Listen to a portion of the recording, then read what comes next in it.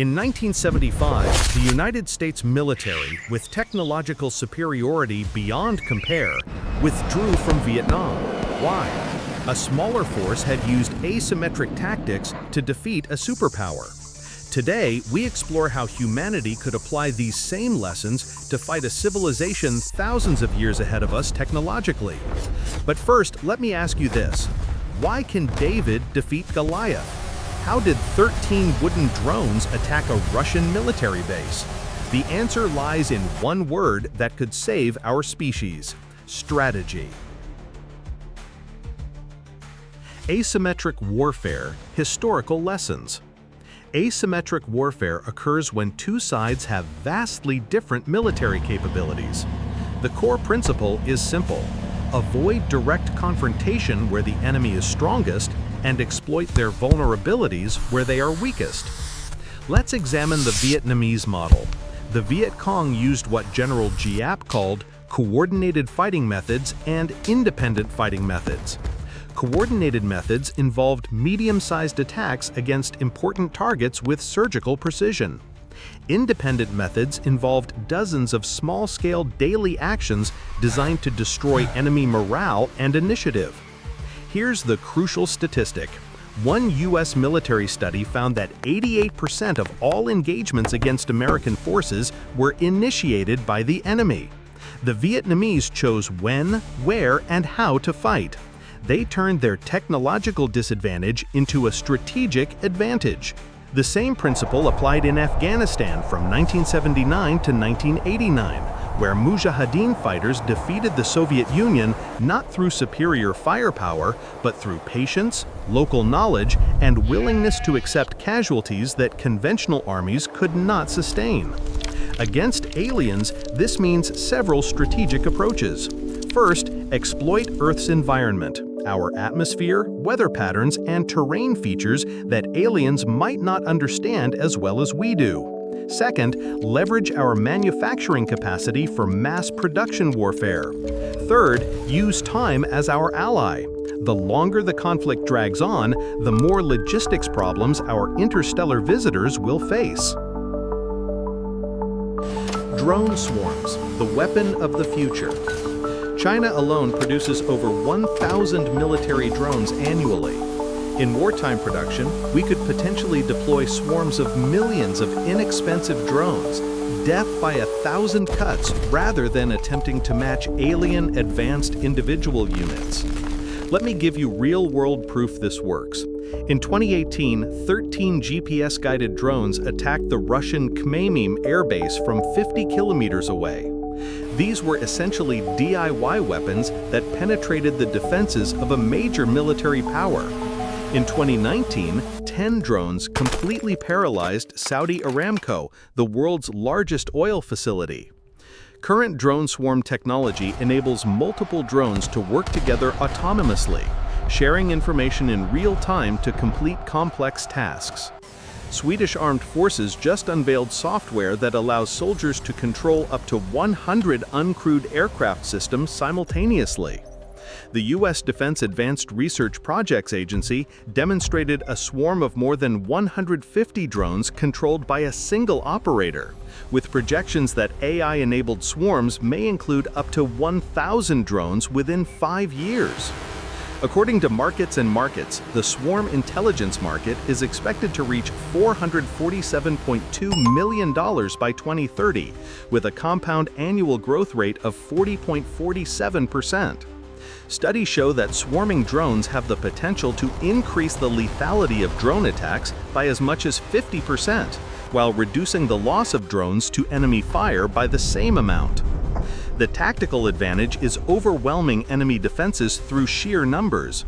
Iranian-supplied drones that cost thousands of dollars each could theoretically take on multi-billion-dollar alien warships. It's the same principle the Vietnamese used: avoid their strengths, exploit their weaknesses. Cyber warfare, the invisible battlefield.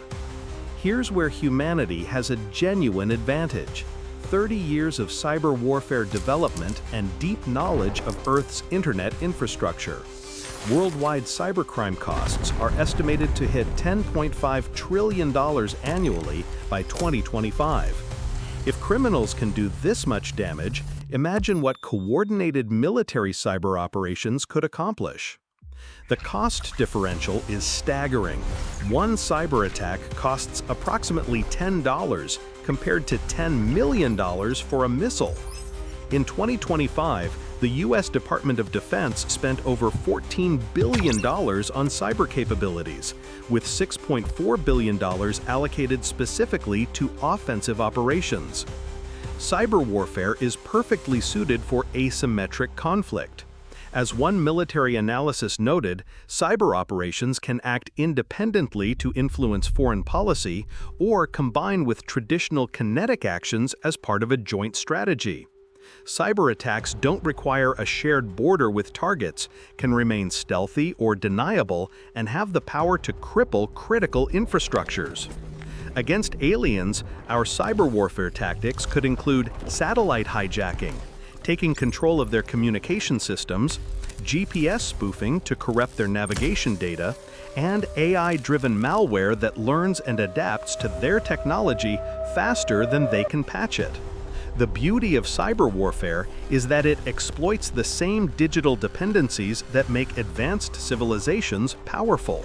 The more sophisticated their technology, the more vulnerable they become to well-designed cyber attacks. Global Alliance, the power of unity. NATO currently has 32 member countries representing 55% of global military spending. As of 2024, NATO spent approximately $1.5 trillion annually, more than half of global military spending. 23 NATO members now meet the 2% GDP defense spending target, up from just 6 countries in 2021. But the real strength isn't just money, it's cooperation infrastructure. NATO maintains relationships with 35 non-member countries and various international organizations through partnership networks. This includes shared early warning systems using over 800 satellites currently in orbit, coordinated cyber defense capabilities, and most importantly, shared industrial production for rapid wartime manufacturing. The precedent exists from World War II, when Allied cooperation transformed individual national capabilities into a force multiplier that exceeded the sum of its parts. American industry provided almost 2/3 of all Allied military equipment: 297,000 aircraft, 193,000 artillery pieces, 86,000 tanks, and 2 million Army trucks. An alien threat would necessitate this same cooperation, but on a planetary scale. The recent EU-NATO progress reports confirm that both organizations remain steadfast defenders of international peace and security, with shared security challenges requiring strengthening of transatlantic cooperation. Let's talk numbers. NATO allies recently agreed to increase defense spending to 5% of GDP by 2035, more than doubling the current 2% target. This represents a total potential military expenditure of $13.4 trillion if members comply with the core 3.5% target by 2030. To put this in historical perspective, during World War II, American industrial production doubled in just 4 years. The volume of output increased at an annual rate of over 15% between 1940 and 1944, compared to traditional growth rates of 4%. In wartime, civilian car manufacturing virtually stopped, from 3.3 million cars per year to just 139 cars in 1943. Allowing automakers to produce 2.6 million military trucks, over 600,000 Jeeps, and 49,000 tanks. Today's global defense industry includes the top 100 defense companies generating $632 billion in revenue annually. But here's the key advantage. This production capacity is geographically distributed across multiple continents, making it nearly impossible for any external force to completely destroy our manufacturing capability. With modern AI and automation technology, we could potentially reduce wartime production scaling from the historical 8.7 years to perhaps 50% of that time.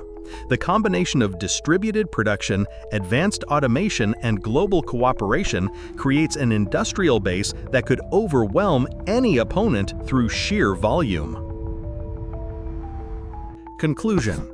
So here's humanity's real weapon. Not any single piece of technology, but our capacity for adaptation, cooperation, and asymmetric thinking.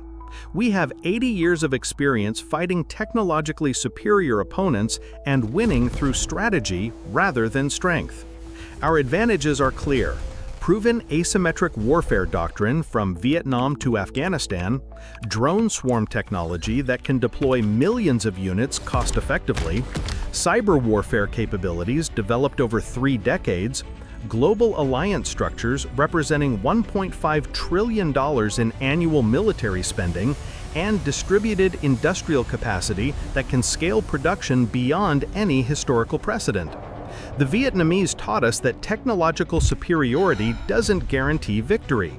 They showed us that patience, local knowledge, and strategic thinking can defeat overwhelming firepower. Against aliens, we would apply these same principles on a planetary scale. The question isn't whether we can match their technology. The question is whether we can make victory cost more than conquest is worth. Can the unity of 8 billion people create the miracle that weapons alone cannot achieve? What do you think? Which asymmetric tactic would be most effective? Drone swarms, cyber warfare, or global industrial mobilization? Share your analysis in the comments below, and subscribe for Part 3, where we explore the win-lose scenarios and the future of post-war civilization. Because when it comes to survival, humanity's greatest strength has always been our ability to adapt, cooperate, and never give up.